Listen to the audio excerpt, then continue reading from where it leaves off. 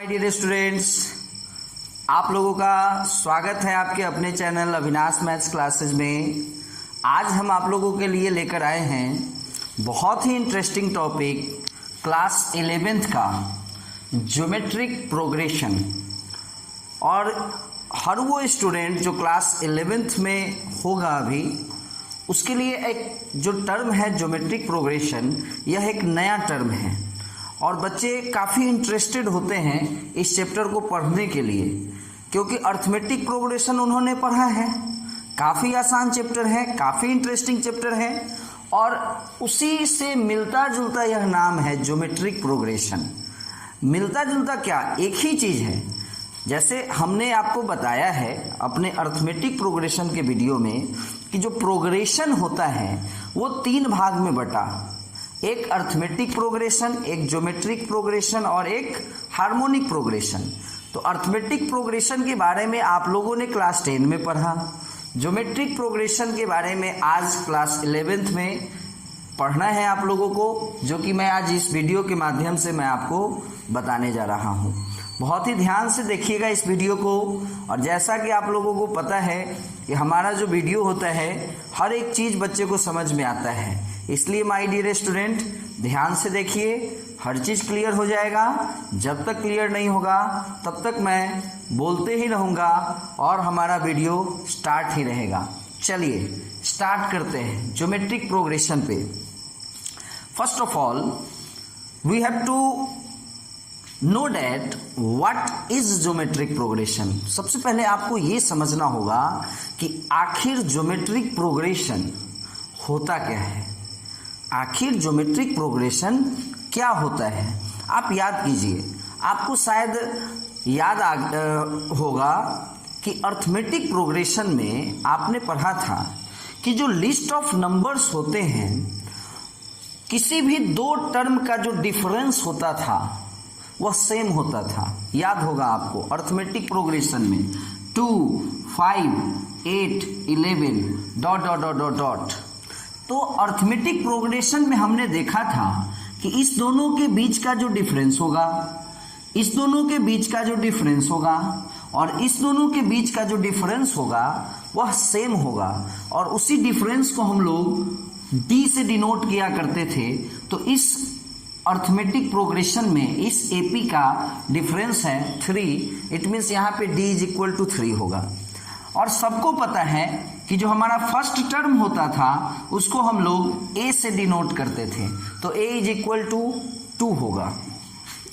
और एक बात और आप लोगों को याद होगा, nth टर्म का formula a plus n minus 1 into D होता था।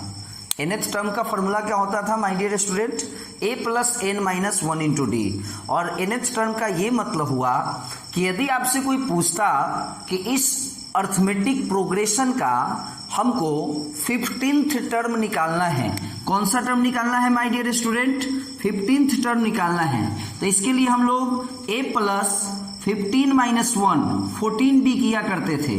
और what is the value of a 2 and value of d 3, 14 3 जा 42 प्लस 2 है ना, 44 इज द आंसर। तो ये जो हमारा nth टर्म था, nth टर्म का जो फॉर्मूला था, इससे हम लोगों को क्या निकलता था, कोई पार्टिकुलर टर्म निकलता था, है ना। उसके बाद आपको शायद याद होगा कि आपने एपी में, अगर आपको एपी में 3 नंबर लेना पड़ता था, फाइंड 3 नंबर्स इन एपी, तो ये 3 नंबर लिया जाता था। और फाइंड 4 नंबर्स इन एपी, तो उसका नंबर होता था a minus 3d, a minus d, a plus d, a plus 3d, है ना। तो ये सारी चीजें आपने अर्थमेटिक प्रोग्रेशन चैप्टर में पढ़ी थी। आज हम लोग ज्योमेट्रिक प्रोग्रेशन चैप्टर को स्टार्ट करने जा रहे हैं। और अगर देखा जाए तो ज्योमेट्रिक प्रोग्रेशन में भी यही सब चीज पढ़ना है। उसमें भी हम आपको nth टर्म पढ़ाएंगे, उसमें भी हम आपको पढ़ाएंगे 3 numbers in GP, 4 numbers in GP. Geometric progression में भी पढ़ना है ना। तो माय डियर स्टूडेंट, चलिए हल्का सा मैं आपको अर्थमेटिक प्रोग्रेशन का याद दिला दिया हूं। अब मैं आता हूं हमारा जो टॉपिक है ज्योमेट्रिक प्रोग्रेशन, उस पे चलिए। तो सबसे पहले ज्योमेट्रिक प्रोग्रेशन का एग्जाम्पल देख लेते हैं। एग्जाम्पल से आपको समझ में आ जाएगा। जैसे यहाँ पे हम लिखते हैं 2 और यहाँ पे मैं लिखा 4 और यहाँ पे मैं लिखा 8, तो आपके खुद दिमाग से ये आप बोलेंगे, आप अपने दिमाग से सोच कर बोल सकते हैं यहाँ कि यदि ये 2 है और ये 4 है तो पैटर्न को समझना है माय डियर स्टूडेंट। क्या करना है? पैटर्न को समझना है। जैसे 2 है और यहाँ 4 है और ये 8 है, तो माय डियर स्टूडेंट हो क्या रहा है? तो हो ये रहा है कि 2 2 जा 4 हो रहा है, 4 2 जा 8 हो रहा है। तो माय डियर स्टूडेंट यहाँ 8 2 जा 16 होगा, यहाँ 16 2 जा 32 होगा और यहाँ 32 2 जा 64 होगा। तो यही जीपी है, इसी को हम लोग ज्योमेट्रिक प्रोग्रेशन कहते हैं। क्या बोलेंगे माय डियर स्टूडेंट? इसको ज्योमेट्रिक प्रोग्रेशन। और भी एग्जांपल लेते हैं। जैसे सपोज करें माय डियर स्टूडेंट ये 3 है, ये 6 है ना, तो 3 2 जा 6, तो फिर यहाँ क्या हो जाएगा? 2 जा 12, फिर 2 जा 24, फिर 2 जा 48 डॉट डॉट डॉट डॉट। और भी एग्जांपल ले ले। यहाँ 2, यहाँ 6, तो 2 3 जा 2 3 जा 6, तो 6 फिर क्या होगा? 3 जा 18, 18 3 जा 54। तो आपने क्या देखा यहाँ? अर्थमेटिक प्रोग्रेशन में आपने देखा था कि जो नेक्स्ट टर्म होता था वो किसी नंबर को ऐड करने से आता था। याद होगा आपको arithmetic progression 2 5 8 11 dot dot dot dot. ये 5 कैसे आया है? जब 2 में 3 ऐड हुआ है। ये 8 कैसे आया है? जब 5 में 3 ऐड हुआ है। ये 11 कैसे आया है? जब 8 में 3 ऐड हुआ है। तो अर्थमेटिक प्रोग्रेशन का जो नेक्स्ट टर्म था वो हमें कैसे आता था? तो पिछले वाले टर्म में किसी कांस्टेंट को ऐड करने से आता था। कांस्टेंट बोले तो ये कि जैसे यहाँ अगर हमको 3 ऐड करने से आया तो यहाँ भी 3 ऐड करने से ही आएगा और यहाँ भी 3 ऐड करने से ही आएगा। इट मीन्स कि कांस्टेंट वैल्यू को हम लोग ऐड करते थे। बट ज्योमेट्रिक प्रोग्रेशन में हम लोग क्या देख रहे हैं कि जो नेक्स्ट टर्म आ रहा है वो किसी कांस्टेंट वैल्यू से मल्टीप्लाई करने से आ रहा है। फॉर एग्जाम्पल नंबर 1 में हमने क्या देखा कि 2 है, वेरी गुड, लेकिन जो नेक्स्ट टर्म आ रहा है वह इस 2 में 2 से मल्टीप्लाई करने पर आ रहा है। और फिर जो नेक्स्ट टर्म आ रहा है वह इस 4 में मल्टीप्लाई करने से आ रहा है, उसी कांस्टेंट वैल्यू से। जैसे 2 में किस चीज से मल्टीप्लाई हुआ कि 4 आया? 2 से। तो फिर उसी तरह 4 में किस चीज से मल्टीप्लाई हुआ कि 8 आया? 2 से। फिर 8 में किस चीज से मल्टीप्लाई हुआ कि 16 आया? 2 से। 16 में किस चीज से मल्टीप्लाई हुआ कि 32 आया? 2 से। वही चीज है।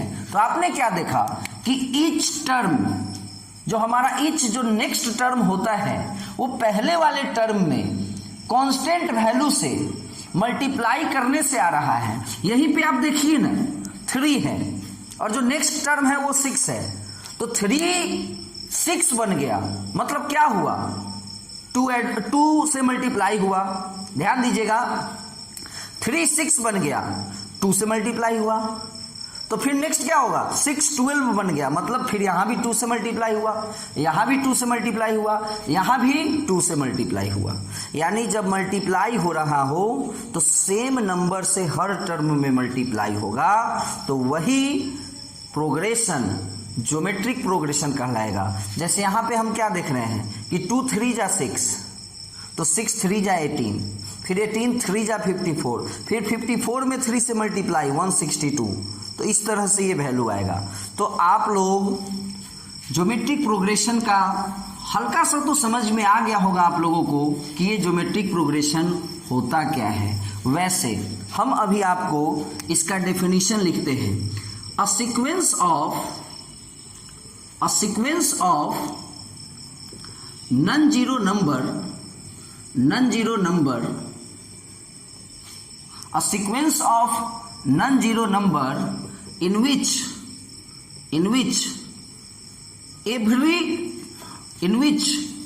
ratio of every term to the preceding term मतलब एक टर्म पहले, preceding term, a sequence of non zero number in which ratio of every term, किसी भी टर्म का रेशियो उसके एक टर्म पहले वाले टर्म का, किसी भी टर्म का और उससे एक पहले वाले टर्म का जो रेशियो होगा is always constant. My dear student, थोड़ी ही देर में आप लोगों को समझ में सब चीज आ जाएगा। फॉर एग्जाम्पल, जैसे मैं लिखता हूं 2, 6, 18, 54 ... तो आप किसी भी टर्म को ले लीजिए, जैसे मान लीजिए हम सेकेंड टर्म को ले लिए, तो सेकेंड टर्म को ले लिए और क्या करना है, प्रीसीडिंग टर्म मतलब एक टर्म पहले। तो अगर हम सेकेंड टर्म को लिए तो एक टर्म पहले यानी फर्स्ट टर्म को लेना होगा, तो second term by first term करते हैं, तो सेकेंड टर्म 6 है और फर्स्ट टर्म 2 है, तो रेशियो हमारा क्या आया, 3 आया। अब आइए, अब यदि मैं थर्ड टर्म को लेता हूं और एक बार हम लोग क्या लेते हैं, सेकेंड टर्म को लेते हैं। जब हमने थर्ड लिया है तो प्रीसीडिंग मतलब जस्ट उससे पहले वाला टर्म, तो एक बार थर्ड लिए तो एक बार सेकेंड टर्म लेते हैं। तो थर्ड टर्म क्या है, 18 है और सेकेंड टर्म क्या है, 6 है, तो यहां भी रेशियो क्या होगा, 3 होगा। उसी तरह my dear student, fourth term लेते हैं हम और उससे एक पहले वाला टर्म कौन सा टर्म कहलाएगा, थर्ड टर्म कहलाएगा। तो my dear student, fourth term क्या है, 54 और थर्ड टर्म क्या है, 18। यहां भी यदि मैं रेशियो निकालूं तो 3 का आएगा। तो आपने क्या समझा, अब आपको ये डिफिनीशन समझ में आ गया होगा कि हम उसी सीक्वेंस को हम ज्योमेट्रिक प्रोग्रेशन कहेंगे, हम उस सीक्वेंस को ज्योमेट्रिक प्रोग्रेशन कहेंगे जिसमें किसी भी टर्म का उससे एक पहले वाले टर्म का जो रेशियो होगा वो कांस्टेंट होना चाहिए। कोई भी टर्म और एक पहले वाले टर्म का रेशियो लेना है, यानी सेकेंड टर्म को फर्स्ट टर्म में डिवाइड कराना है। मान लीजिए कि 3 आया, तो फिर थर्ड टर्म में सेकेंड टर्म से डिवाइड कराना है, वहां भी 3 आना चाहिए। फिर फोर्थ में थर्ड से डिवाइड कराना है, वहां भी 3 आना चाहिए। डिवाइड किससे कराना है, तो फिफ्थ में फोर्थ से कराना है, प्रीसीडिंग टर्म से डिवाइड कराना है, एक पहले वाले टर्म से डिवाइड कराना है और रेशियो क्या होना चाहिए, सेम होना चाहिए। तो माय डियर स्टूडेंट, आप लोगों को यह समझ में आया होगा कि ज्योमेट्रिक प्रोग्रेशन कहते किसे हैं। मान लीजिए आपके सामने कोई टर्म दिया है ना, और यदि आपको यह चेक करना है कि दिया हुआ नंबर, जो नंबर्स दिया है, जो सीक्वेंस दिया है, वह ज्योमेट्रिक प्रोग्रेशन यानी जीपी में है कि नहीं, तो उसके लिए आप लोगों को क्या करना होगा। जैसे आप याद करें, जैसे आपको कुछ नंबर दिया था 2, 6, 10, 14 ... यदि आपको यहाँ चेक करना था कि ये जो नंबर्स है ये एपी में है कि नहीं, उसके लिए आप लोग क्या करते थे, उसके लिए आप लोग किए थे कि 6 - 2 कराते थे, 4 आता था, 4 आया। फिर 10 - 6 कराए तो भी आपने देखा कि 4 आया। 14 - 10 कराए तो भी आपने देखा कि 4 आया। तो यहाँ पे अर्थमेटिक प्रोग्रेशन को चेक करने के लिए हम लोग सब्ट्रैक्ट करा के देखते थे, और सब्ट्रैक्ट करा के देखते थे तो सेम वैल्यू आता था। लेकिन ज्योमेट्रिक प्रोग्रेशन को चेक करने के लिए हम लोगों को क्या करना होगा माय डियर स्टूडेंट, रेशियो निकालना होगा, यानी डिवाइड करा कर देखना होगा, है ना। जैसे सेकेंड में फर्स्ट से डिवाइड करेंगे, थर्ड में सेकेंड से डिवाइड करेंगे और फोर्थ में थर्ड से डिवाइड करेंगे। अगर सब जगह रेशियो सेम आया तब जाकर कहेंगे कि जो सीक्वेंस है वह ज्योमेट्रिक प्रोग्रेशन में है, जीपी में है। चलिए, तो यहां भी जो हमारा फर्स्ट टर्म होता है उसको हम लोग ए से ही डिनोट करते हैं।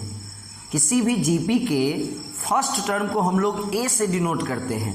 तो इस जीपी का फर्स्ट टर्म यानी ए क्या होगा, 2 होगा। अब आइए, यहां पे डी नहीं होता है, डी अर्थमेटिक प्रोग्रेशन में हुआ था माय डियर स्टूडेंट, है ना। ज्योमेट्रिक प्रोग्रेशन में डी नहीं होगा, ज्योमेट्रिक प्रोग्रेशन में माय डियर स्टूडेंट आर होगा, जिसको हम लोग रेशियो के नाम से जानेंगे, कॉमन रेशियो। जैसे वहां कॉमन डिफरेंस बोलते थे ना डी को, ठीक उसी तरह से यहाँ पे आर को क्या बोलेंगे, कॉमन रेशियो। और आर निकलता कैसे है, सेकेंड अपॉन फर्स्ट या थर्ड अपॉन सेकेंड या फोर्थ अपॉन थर्ड, कुछ भी कर लो वही आएगा, इसीलिए तो इसका नाम पड़ा है कॉमन रेशियो।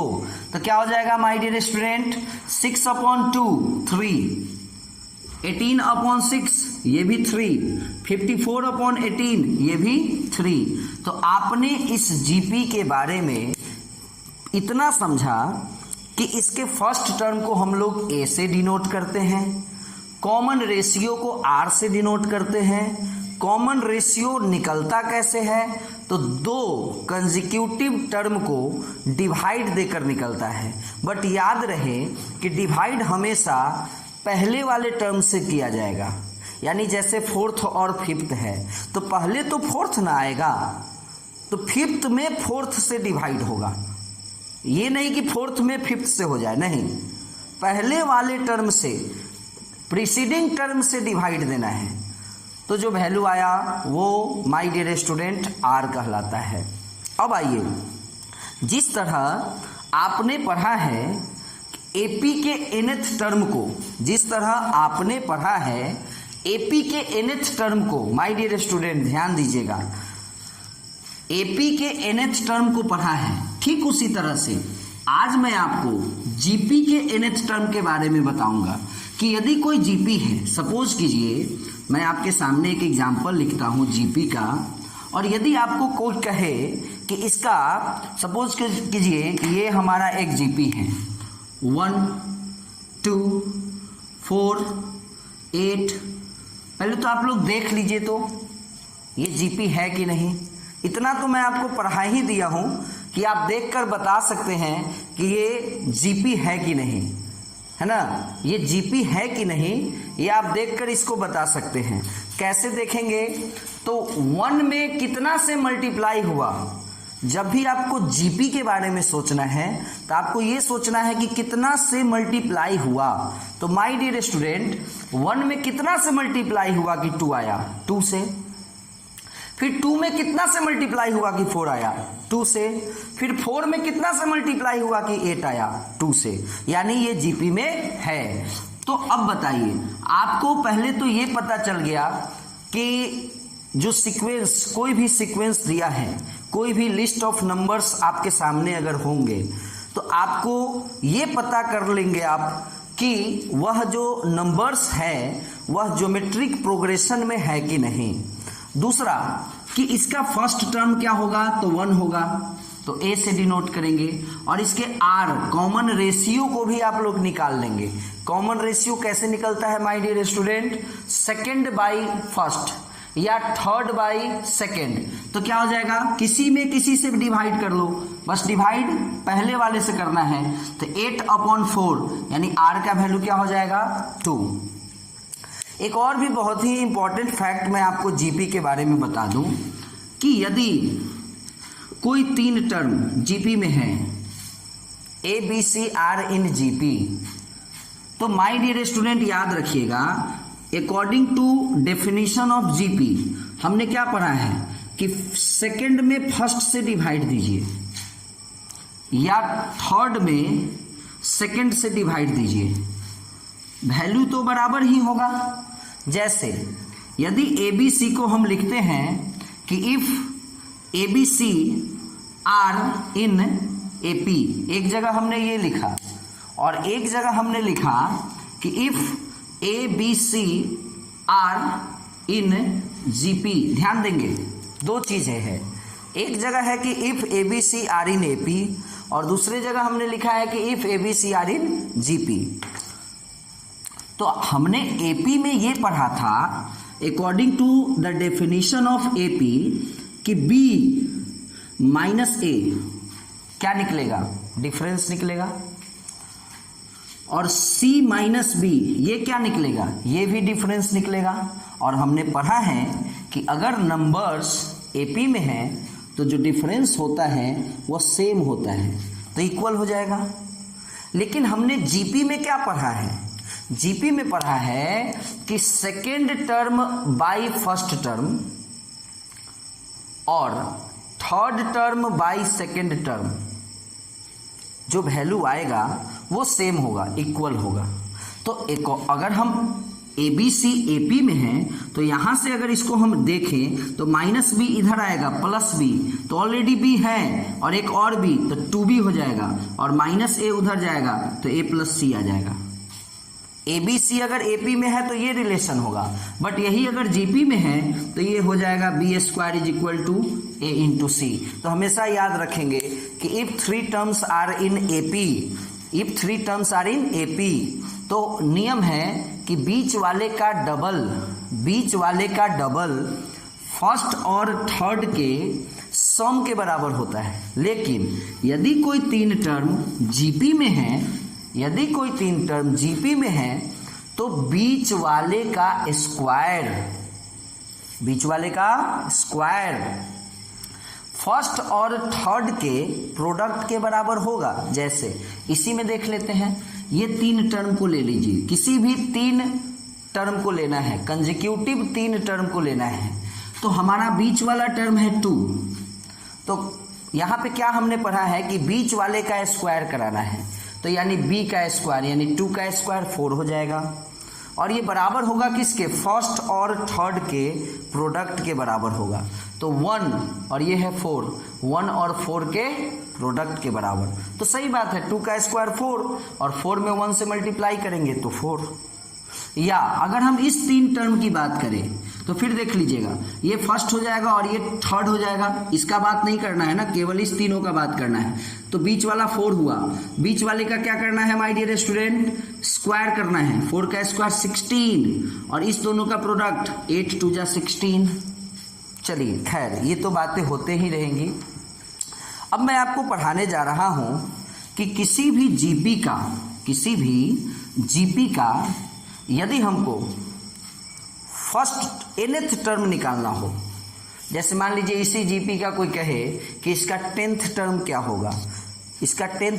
होगा, तो ये अलग चीज है कि 8 है तो फिर 2 जा 16 हो जाएगा, फिर 32 हो जाएगा, 64 हो जाएगा, 124 हो जाएगा, सब में 2 से मल्टीप्लाई होते जा रहा है, 256 हो जाएगा, है ना, और ये 512 हो जाएगा, ये 10th पुर जाएगा। देख लीजिए 1 2 3 4 और 5 6 7 8 9 10, तो ये अलग चीज है। बट मैं आपको अभी एक ऐसा फार्मूला बताऊंगा जिस फार्मूला से आप लोग आराम से nth टर्म को कैलकुलेट कर लेंगे, है ना। nth टर्म का फार्मूला मैं दे देता हूं, और उसके बाद आप लोग कोई भी टर्म आपको निकालना होगा, आराम से उस फार्मूला को यूज करके आप फाइंड आउट कर सकते हैं। तो देखेंगे अभी कि किसी भी जीपी का nth टर्म क्या होता है। nth term of a GP formula होता है my dear student a into R to the power n-1। हर बच्चा हर चीज समझ रहा है, देखो कैसे। a का मतलब आप समझ रहे हैं ना, फर्स्ट टर्म होता है। r का भी मतलब समझ रहे होंगे, कॉमन रेशियो होता है। और इतना तो क्लास 10 में आप पढ़े ही हैं कि इस n का मतलब होता है कि जितना नंबर टर्म आपसे पूछ रहा है। जैसे सपोज करो हमसे कोई पूछ रहा है कि इस जीपी का 10th टर्म क्या होगा, इस जीपी का 10th टर्म क्या होगा, तो कॉमन सेंस की बात है, a का मतलब 1 हुआ, r का वैल्यू यहाँ 2 होगा। कैसे होगा, r कैसे निकलता है, तो second term by first term या third term by second term, कुछ भी कर लो, r का वैल्यू 2 होगा, और to the whole power n-1।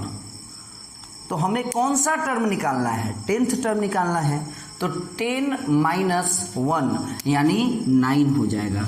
तो 2 का पावर 9, 2 2 जा 4, 2 जा 8, 2 जा 16, इस तरह से करके आप करके देख लेंगे तो 512 आएगा।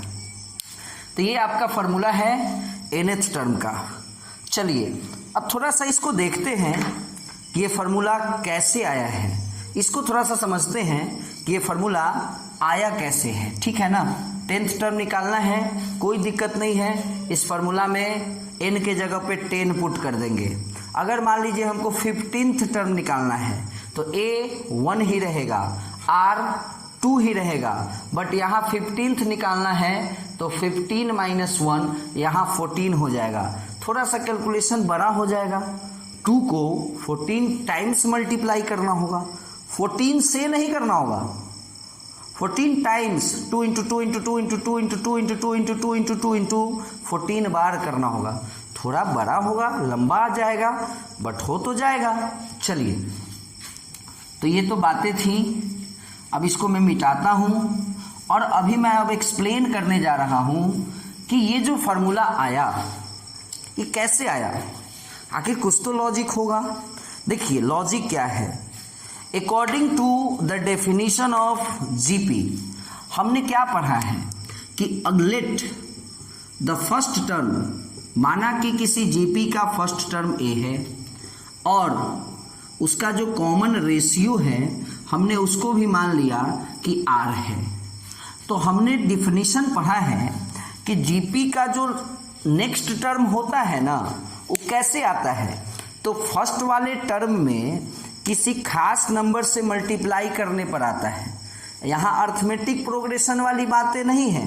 अर्थमेटिक प्रोग्रेशन में हम लोगों ने पढ़ा था कि नेक्स्ट टर्म कैसे आता है, तो फर्स्ट वाले टर्म में कुछ जोड़ना पड़ता है तो सेकंड आ जाता है, फिर सेकंड वाले में उतना ही जोड़ना होता है जितना फर्स्ट वाले में जोड़े थे तो थर्ड आ जाता है, फिर थर्ड वाले में उतना ही जोड़ना होता है जितना पीछे में जुड़ा है तो फोर्थ आ जाता है, यानी ऐड करना होता था।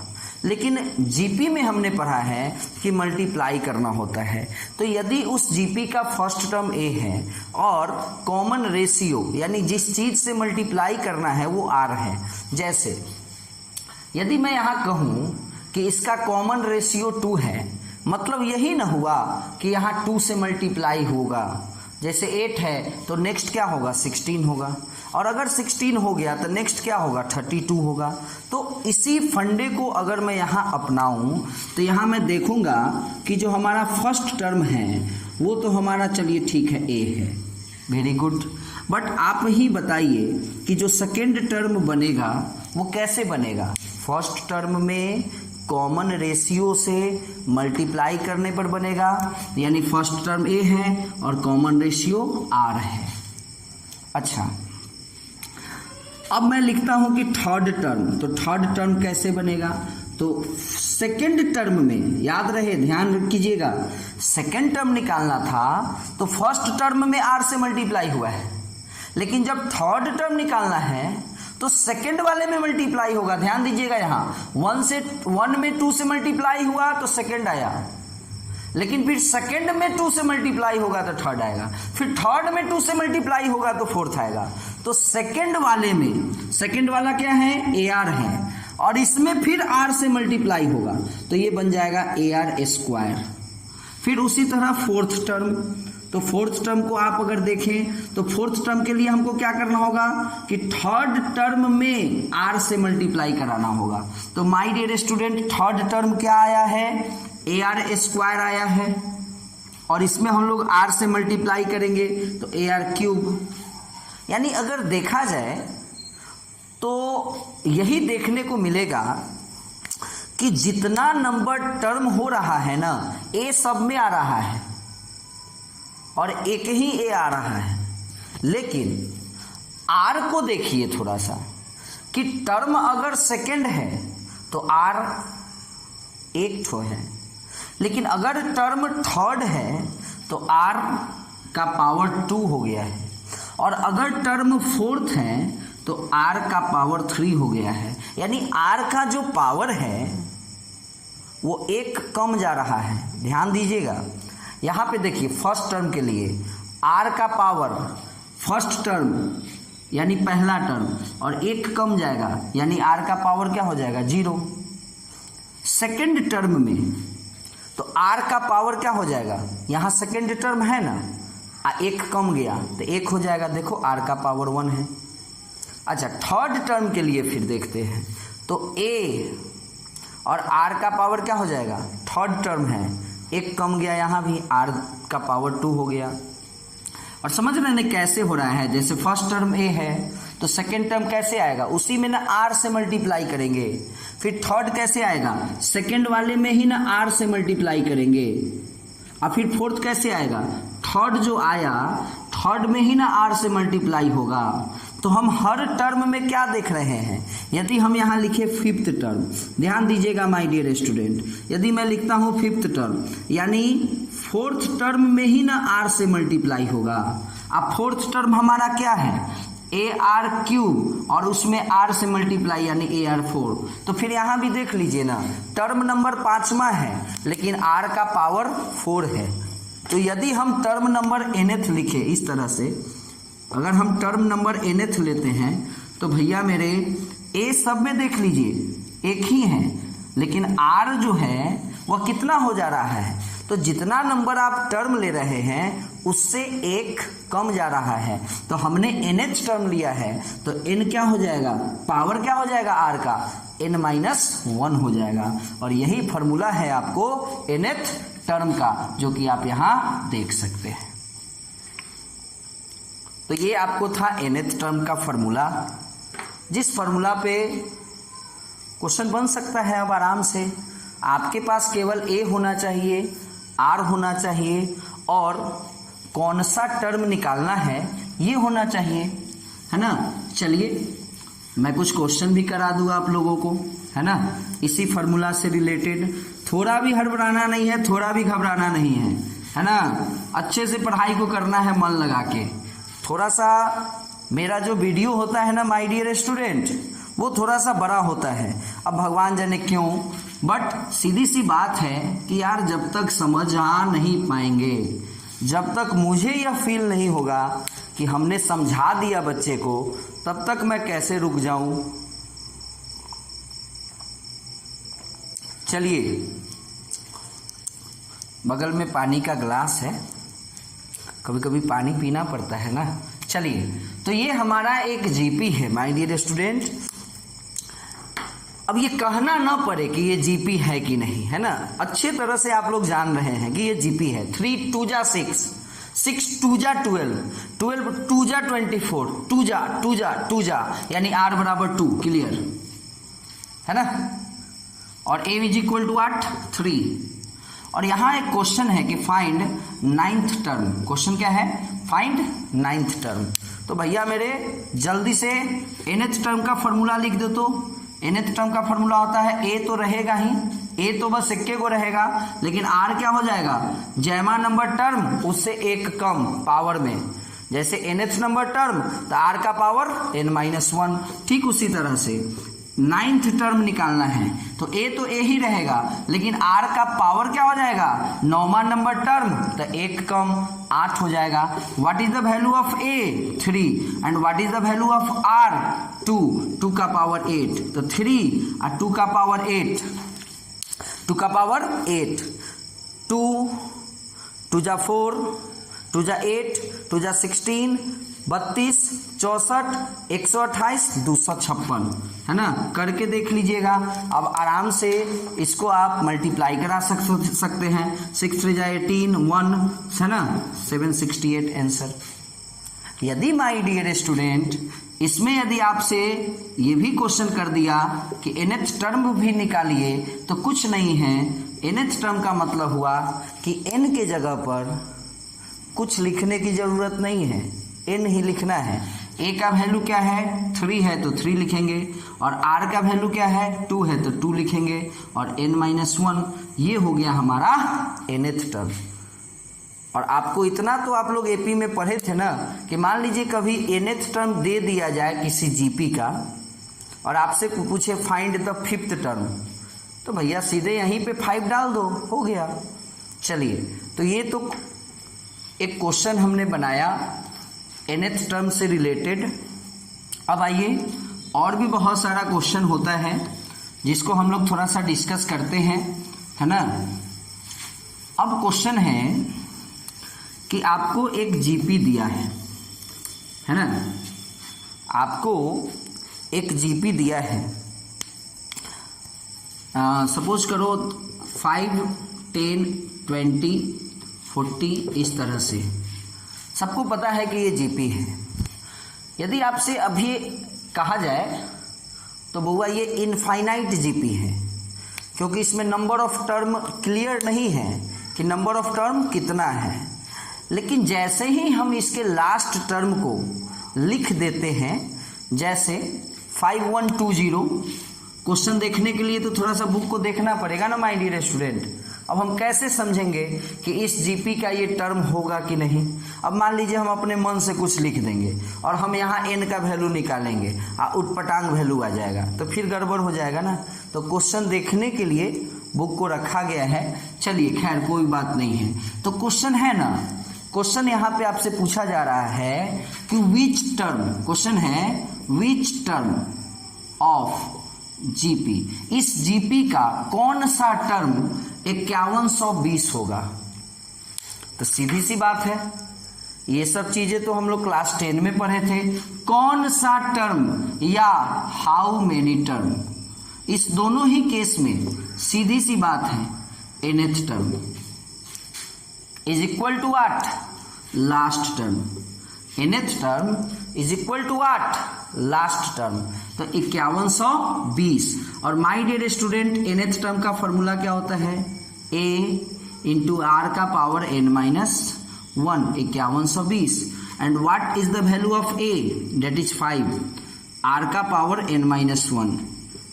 अब माय डियर स्टूडेंट, ये जो 5 है ना, ये आपको दिख रहा होगा कि ये तो मल्टीप्लाई में है, जिसको हम लोग उधर ले जा सकते हैं। ये आराम से 1024 हो जाएगा। क्या हो जाएगा, 1024। अब आप देखिए कि 5 में कितना से मल्टीप्लाई हुआ कि 10 आया, 2 से।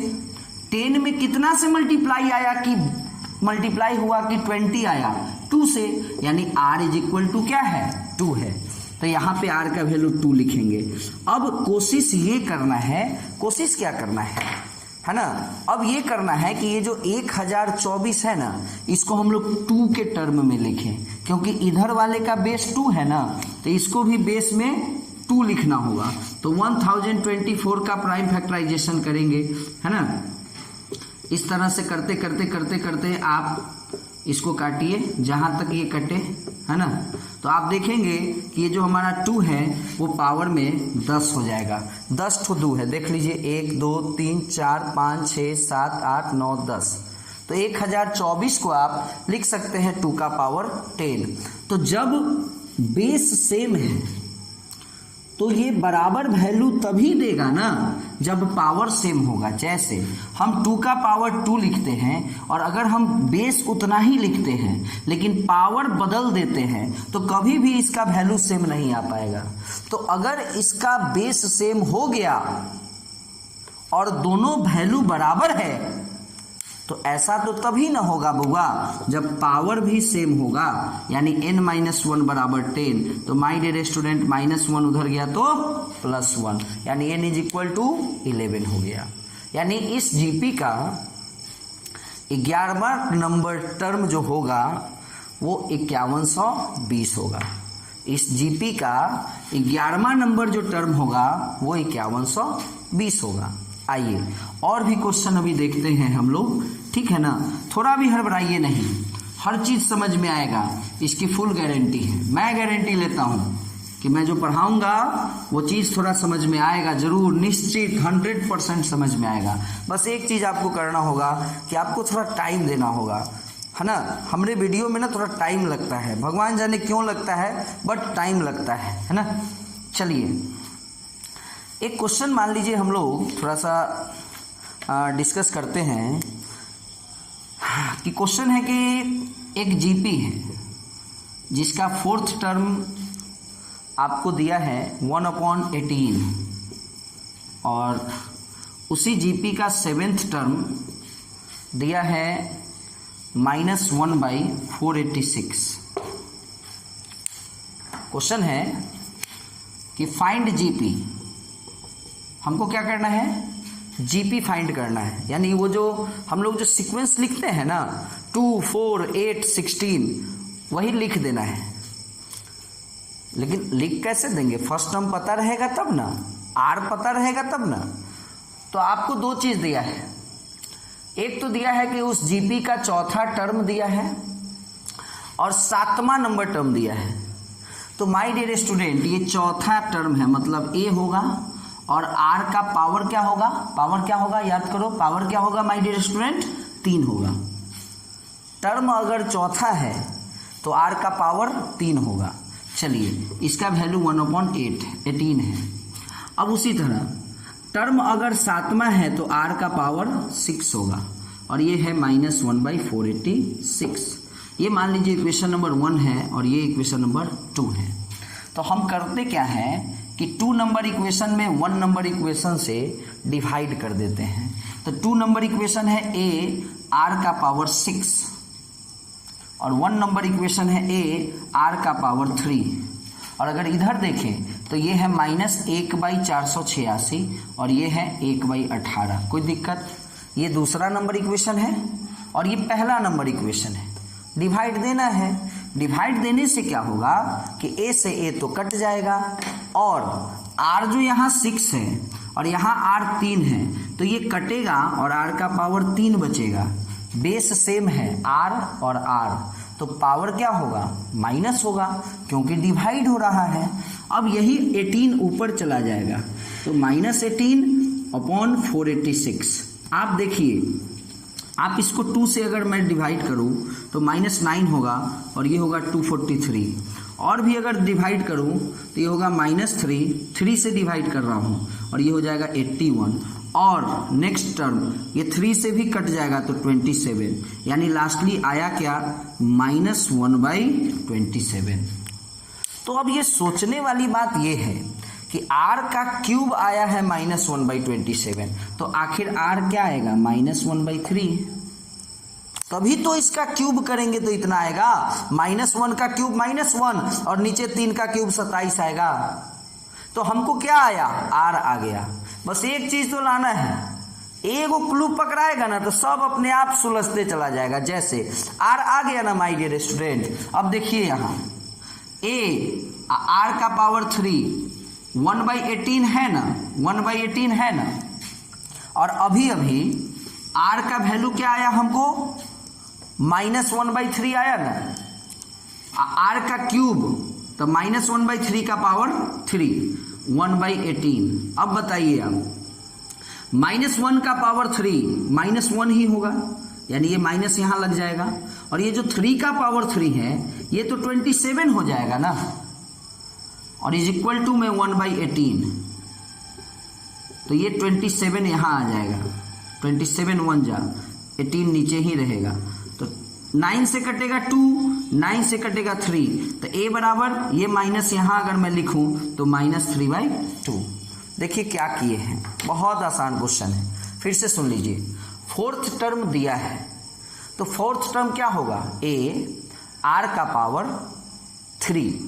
याद करो एपी में क्या होता था, एपी में होता था कि 4th टर्म था ना तो होता था a + 3d, वहां भी वही चीज था बट यहां फॉर्मूला अलग है। 4th टर्म होगा a r का पावर 3 होगा। जो r का पावर होता है ना वो जितने नंबर टर्म होगा, जितना नंबर टर्म होगा उससे एक कम होगा। तो चौथा टर्म मतलब r का पावर 3। ठीक उसी तरह से माय डियर स्टूडेंट 7वां टर्म तो a तो होगा बट r का पावर 6 होगा, और हम इसमें इससे डिवाइड करा दिए हैं, दूसरा में पहला से करते करते करते r आ गया।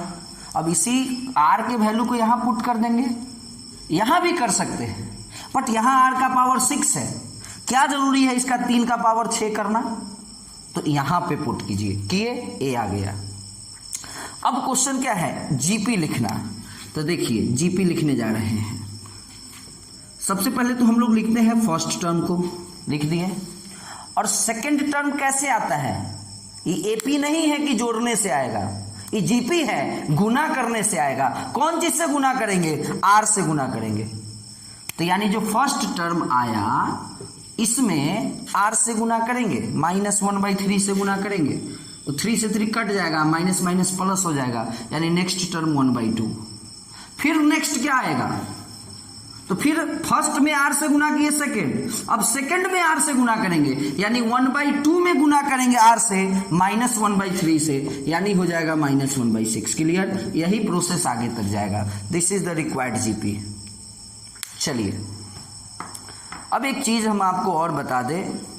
वैसे तो बहुत चीज बताना है आपको इस चैप्टर में, जीपी में, बट ये संभव नहीं है माय डियर स्टूडेंट कि एक ही क्लास में कोई टीचर हर चीज आपको बता दे। बट एक चीज और बताते हैं। चलिए एक बात मैं आपको ये बताने जा रहा हूं अब, कि जैसे मान लीजिए कोई जीपी है, याद है आप लोगों को एपी में भी पढ़े थे, nth टर्म फ्रॉम इंड। हमने अभी क्या पढ़ा? nth टर्म फ्रॉम स्टार्टिंग, है ना। इधर से अगर हमको कोई भी टर्म निकालना हो, चाहे 5वां हो, 8वां हो, 10वां हो, 12वां हो, 15वां है, तो मैं निकाल लूंगा। लेकिन इस बार क्या करना है माय डियर स्टूडेंट? इधर से टर्म निकालना है, इंड से, है ना। तो nth टर्म फ्रॉम इंड का फॉर्मूला होता है L/r का पावर n-1। अब देखते हैं, ये फॉर्मूला होता है nth टर्म फ्रॉम इंड। अगर किसी जीपी में आपको, जैसे फॉर एग्जांपल मैं एक क्वेश्चन ले ही लेता हूं, जैसे क्वेश्चन है 842 ... 1024 और यहाँ पे क्वेश्चन है कि 6th टर्म फ्रॉम इंड निकालना है। क्वेश्चन क्या है? पीछे से छठा टर्म निकालना है। चलिए देखते हैं। फॉर्मूला क्या पढ़े हैं? सबसे पहले एल लिखना है, एल यानी 1/1024। उसके बाद क्या लिखना है? आर। आर कैसे निकलता है? दूसरा में पहले से डिवाइड होगा, 4/8 यानी 1/2। 1/2 का पावर n-1, और n तो वही है ना। कौन है n? n क्या है? जितना नंबर टर्म निकालना है तो क्या निकालना है? छठा। तो n-1 6 - 1 यानी 5। तो माय डियर स्टूडेंट ये 1024 हुआ, 1/1024। 1 का पावर 5 तो 1 ही होगा, लेकिन 2 का पावर 5 32 होगा। करके देख लो। 2 × 4 2 × 8 2 × 16 2 × 32। अब आइए, तो ये जो 32 है ना, ये ऊपर चला जाएगा और ये 1024 नीचे रहेगा। आराम से आप इसको काट कर, 32 का स्क्वायर होता है 1024, याद कीजिए। तो इस 32 से ये 1024 कटेगा तो 32 आ जाएगा, यानी 1/32 इसका आंसर होगा। यानी इस जीपी का अगर हम इधर से छठा टर्म निकालेंगे तो 1/32 आएगा, है ना। चलिए, तो मैं विश्वास करता हूं कि आप लोगों को यह क्वेश्चन समझ में आया होगा। अब मैं थोड़ा सा, मुझे मन कर रहा है कि ये फार्मूला कहाँ से आया, इसको बताने का। चलिए देखते हैं, इस पे थोड़ा सा डिस्कशन कर ले, तुरंत अभी हो जाएगा, ध्यान दीजिएगा।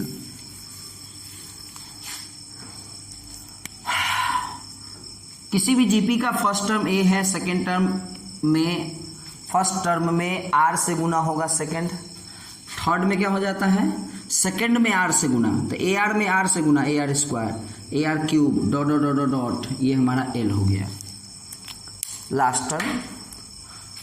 तो अगर मैं इस जीपी को इधर से देखूं तो फर्स्ट टर्म ए है और कॉमन रेशियो आर है, लेकिन अगर इस जीपी को मैं पलट देता हूं, यानी इसको इधर ले आता हूं, ध्यान दीजिएगा, बहुत काम का चीज बता रहे हैं। इस समय a बराबर a है, फर्स्ट टर्म यानी a है, और आर जो है वो आर है, कॉमन रेशियो आर है। चलिए, लेकिन जब मैं इस जीपी को मैं पलट दूंगा तो पहले एल आ जाएगा और डॉट, ये सब तो हमको पता नहीं है, डॉट डॉट डॉट, लेकिन पलटना, ये यहाँ आ जाएगा, फिर ये आ जाएगा, फिर ये आ जाएगा और फिर ये आ जाएगा। अच्छा एक चीज बताइए, तो इस जीपी का फर्स्ट टर्म क्या हो गया? एल हो गया। अब मैंने इस जीपी को पलट दिया है और ये जो बातें हैं ना कि nth टर्म पीछे से निकालिए, तो जब इसको पलट दिए तो अब हम आगे ही से निकालते हैं, क्या दिक्कत है? क्वेश्चन था कि इस जीपी का पीछे से निकालना है nth टर्म, हम इसको पलट दिए, तो पलट दिए तो अभी बन गया, यानी हम इस जीपी का nth टर्म सीधे निकालेंगे, पीछे ऊंचे से नहीं, आगे से निकालेंगे, इंड से नहीं निकालेंगे, स्टार्टिंग से निकालेंगे, क्योंकि इस जीपी का इंड से निकालना था। लेकिन मैंने इस जीपी को तो पलट दिया है ना, जो लास्ट में था वो पहले आ गया, जो सेकंड लास्ट में था वो सेकंड में आ गया, जो थर्ड लास्ट में था वो थर्ड में आ गया है, और जो फर्स्ट में था वो लास्ट में चला गया है, और जो सेकंड में था वो सेकंड लास्ट में चला गया है, और जो थर्ड में है वो थर्ड लास्ट में चला गया है। अब आइए, तो फर्स्ट टर्म इस जीपी का एल हो गया। लेकिन अगर कॉमन रेशियो की बात कीजिएगा ना, तो यहाँ पे कॉमन रेशियो आर था, लेकिन यहाँ पे कॉमन रेशियो 1/r होगा। अगर विश्वास नहीं है तो देख लीजिए आर कैसे निकलता है, याद करो डेफिनेशन को। आर निकलता है कि किसी भी टर्म को, जरूरी नहीं है कि सेकंड को ही, किसी भी टर्म को उससे एक पहले वाले टर्म से डिवाइड करो। चलो, हमको मन है इसमें इससे डिवाइड करने का, आर स्क्वायर, यहाँ आर क्यूब है, 1/r नहीं होगा। तो जब किसी जीपी को आप पलट दीजिएगा ना, तो उसका कॉमन रेशियो क्या हो जाता है पता है? रेसिप्रोकल।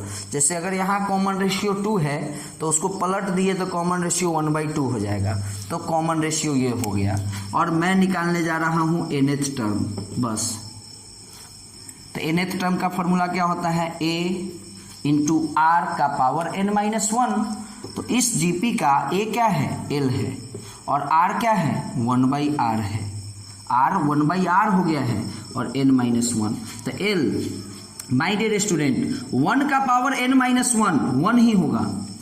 1 का कितना भी पावर ले लो आप, 1 ही होता है, और ये n-1 इस r का पावर हो जाएगा। तो देखो, तो ये फॉर्मूला नहीं आ गया, l/r का पावर n-1। तो यहीं से ये फॉर्मूला आया है कि अगर आपको इधर से निकालना है तो ये फॉर्मूला है। तो nth टर्म फ्रॉम इंड का फॉर्मूला कैसे आया ये मैं आपको समझा दिया। ओके माय डियर स्टूडेंट्स, मजे में बनाइए अब इस एक्सरसाइज को, जीपी के फर्स्ट एक्सरसाइज को किसी भी बुक से आप बनाइए, फर्स्ट एक्सरसाइज आराम से बनेगा। फिर हम अगले वीडियो में आप लोगों को मैं बताऊंगा और भी इससे जीपी से रिलेटेड और भी बातें मैं बताऊंगा आपको नेक्स्ट वीडियो में। ओके माय डियर स्टूडेंट्स, तब तक आप हमारे वीडियो को देखते रहें, सब्सक्राइब करें, खूब सारे स्टूडेंट को हमारे चैनल के साथ जोड़ें। Okay bye.